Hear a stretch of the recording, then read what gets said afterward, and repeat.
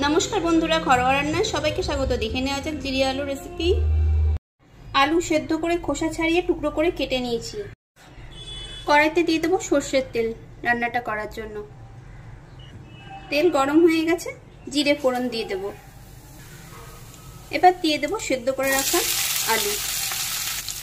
দেব পরিমাণ মতো নুন, দেব জিরে গুঁড়ো হাফ চামচ, দেব ধনে গুঁড়ো, देव लंकार गुड़ो झालटा देते स्वाद मतो देवें।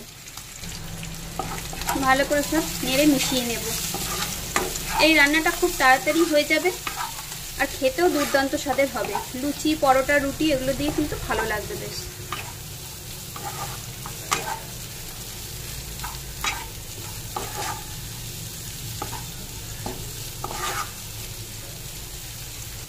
এটাতে খুব বেশি মশলাও লাগে না, খেতেও খুব সুস্বাদু হয়।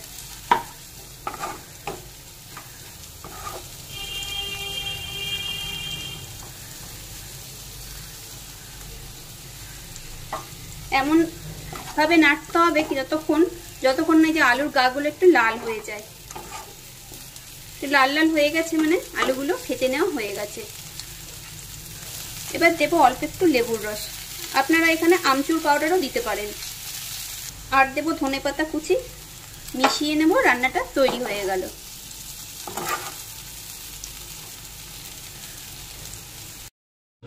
জিরা আলু রান্না করে প্লেটে পরোটার সাথে সার্ভ করে নিলাম।